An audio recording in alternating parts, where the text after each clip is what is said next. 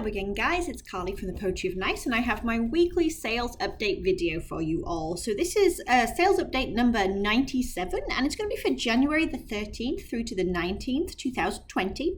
And it's going to be a short video. I'm going to tell you now, this has not been a fantastic sales week for me. In fact, it's been pretty dire. If you're interested in knowing a little bit more about that, I actually have a video coming right after this one where I'm actually going to analyze and kind of break down what all happened this week and hopefully get to the bottom of what all I either did wrong or what I can control and change to hopefully up these sales. So if that sounds interesting, don't forget to hit subscribe and the bell so you can check that video out too. But here we go. This is just going to be sort of the bare bones, as it were, of what actually sold during this time period. So first thing, I have one Etsy sale, which was this vintage Disney button-up shirt, super cute with Mickey and Minnie kissing, and this sold for $30. And this was actually a best offer. I actually put it in my bio on Etsy that I'm happy to talk about like price and things like that, and it actually does stimulate some people to reach out via the messaging on Etsy to ask about maybe lowering a price. It doesn't happen often, but it's nice when it does, because then a sale is often generated where otherwise it may not have been if they thought I wasn't flexible on my price. So this sold for $30 if I didn't mention this already, and I picked it up from a rummage sale, I think this one was. All right, and then we're going to move on to Poshmark real quick. So I have 3 Poshmark sales for this entire week. I told you it was bad. First is Forever 21 Distressed Denim Bib Shortalls, sold for $13. This again was a low-cost item.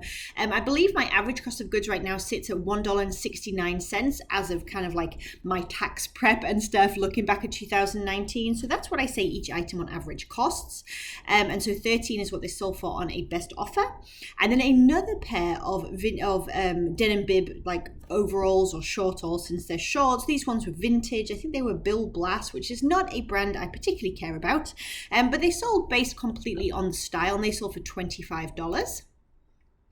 And the next items were, there's 2 to show you, but they were both in a bundle, so it's just one sale sort of overall. So there was this pair of Pilcro and Letterpress grey skinny jeans, and this pair of Rerock by Express Dark Wash Distressed Bootcut jeans, and they actually sold for full price. The person put them both in a bundle, which came to $70, and then they just purchased them as was instead of sort of, you know, sending out an offer, which is always fantastic, and I really needed that this week. I have to say it was a bit of a pick-me-up. So $70 for those 2 items. And onto eBay we go. So a pair of Lily Pulitzer Dragonfly embroidered denim jeans. These sold for $15. I've had these for quite a while. Got them at a rummage sale, probably at least 6 months. They were an older style, but I picked them up based on just being a good brand. These Eddie Bauer shoes I have had for ages. As you can see, my original price was $28.99. I had a 30% off sale, and then someone offered me $13, and honestly, I took it. I was so desperate at this point to have a sale. I actually had this week, it kind of clashed with where I have to pay all my eBay store subscription fees. Isn't that just the way?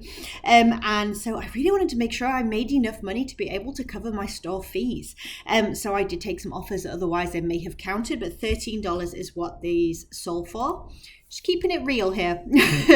SpongeBob SquarePants. This was like a square tie, as it were, and this sold for $9.09 on a sale, 30% off sale. Again, as you can see, I was trying to stimulate some sales by running that through my marketing.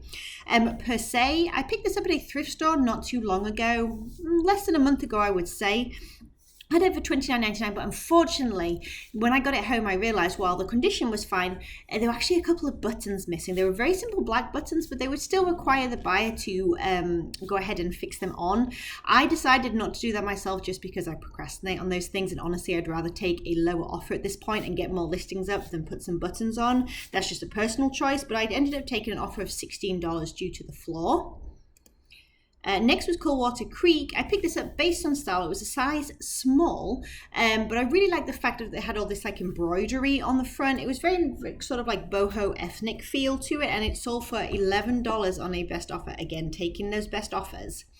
Next, this item sold on sale again. It was $13.99 is what it sold for, and it was a vintage girl, so like a girl size 7 Winnie the Pooh denim skirt. It was very cute though. It had this really cute little Winnie the Pooh sort of wilderness hiking kind of patch going on, and then it had like an asymmetrical fit, super sweet, but $13.99 is what it sold for, and I think that was a rummage sale find. Next is another vintage item. This sold for $20. So it was on sale for $20.99. Someone offered me $20, completely reasonable, and went ahead and took it. Just a vintage Dalmatian puppies, like single stitch high neck t-shirts, sold purely on style, nothing else. Next is another vintage item, 90s protest butterfly, kind of like abstract print, 100% silk shirt.